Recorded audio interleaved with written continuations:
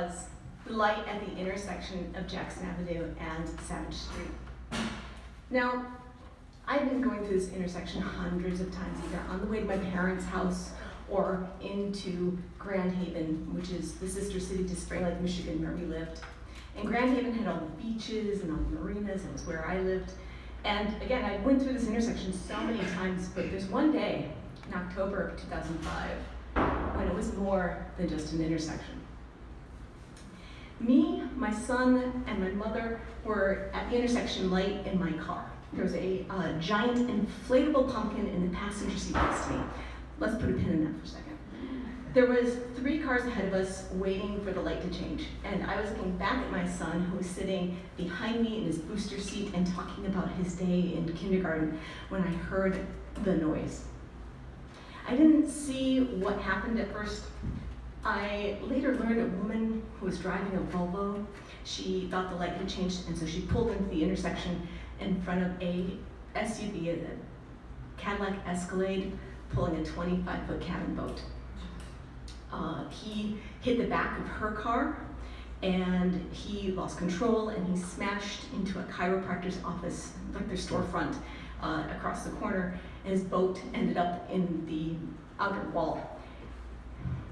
The woman, though, so physics lesson, if something very fast with a lot of mass hits you, you are now going very fast. And so this woman, spun out. She went into our lane on the incoming traffic. And I turned and I saw the crash, I saw the boat go into the wall, and I could see the car coming towards us, and my mind got very objective. It's like, wow, look, there's an accident happening right in front of us. Wow, that lady just pancaked that first car. She's going so fast, and she pancaked the second car. Wow, you think after hitting 2 cars, she'd slow down. She pancaked that third car. Oh my gosh, now she's heading right for us. She's heading right for us. Oh no. Now, about that inflatable pumpkin. It was October, and my mother loved decorating the house for Halloween, and she bought this giant inflatable pumpkin with a black cat standing on top of it. And unfortunately, she didn't like this once it was inflated. And so she asked me and my son to drive her to the store. She didn't like driving. She wanted us to take this inflated pumpkin to the store. For some reason, she wanted to show it to the cashier and get her money back. And she didn't like driving, so I drove her. Now, at the time, I had a red convertible Chevy Tracker. If you don't know what this is, it's a soft top. It has vinyl panels, plastic windows that you can remove and make the car convertible. Think of it like a Jeep without the Jeep price.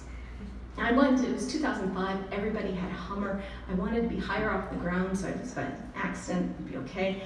But I was in my 20s when my son was 5, and so I wanted a cool car. I wanted to be a cool mom, and a Chevy Tracker hit that spot in a beach town.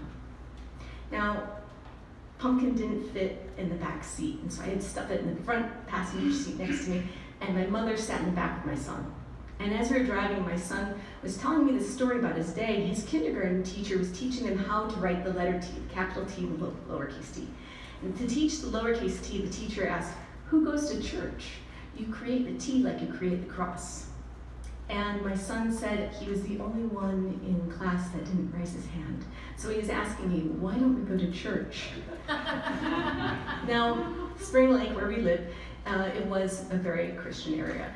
Savage Street was 7 miles long, and in that strip, there were 10 churches. I know, I counted. And my family we weren't religious. We had moments of being religious. Like, we'd go to church every Sunday for a year, and then one day miss a Sunday and never go back.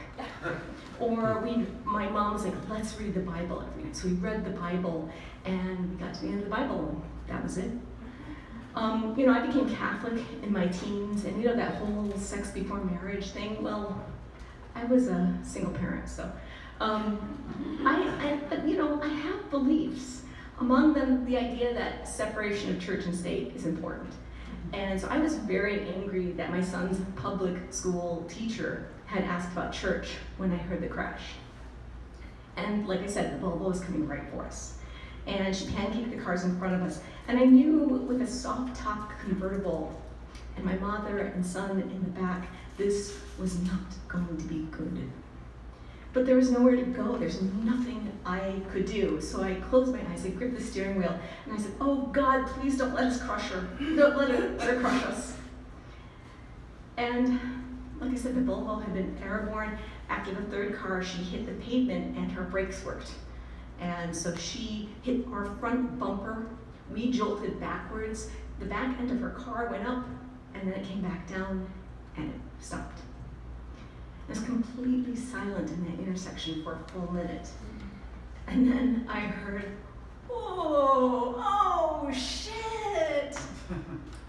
There's a skate park around the corner from that intersection, and a bunch of skaters were the first on the scene. They saw the accident, and they were like nervous laughing. Now, the nice thing about those skaters, not all heroes wear capes. Sometimes they wear baggy cargo pants filled with cell phones and bandages, because they're skaters after all. And so they were handing out Band-Aids to the people. My mother, despite the severity of the accident, no one was killed or severely injured. The chiropractor's office had been closed and empty. People in the pancake cars were stunned but alive. And we were the one car at that intersection that was still drivable. My son was okay, but my mother was shaken. She didn't want the pumpkin anymore. She's like, I don't even want to go to the store to return it. So I gave the pumpkin to the skaters, and as the police came, they were like carrying off the pumpkin. They were so happy. We drove back to my parents' house, and as I was helping my son out of the car, he said to me, I think we need to go to church now. And he and I did for about a decade. And I fell off again a few years before the pandemic. Like I said, I believe in the separation of church and state, and it scares me right now, kind of the state where it's luring. But that's all personal. I've been inconsistent with religion, but I'm consistent. What I am consistent about is that I won't tell anyone what to believe. And I will say this throughout my life. I find myself at that intersection. Sometimes something is coming, and it's wonderful, or it's awful. I can't do anything about it. All I can do is ask for help. Maybe there's a center to this vast universe that says, yeah, okay, I'll help you. Maybe there's nothing. But no matter what I do, all I can do is close my eyes and hope. Thank you.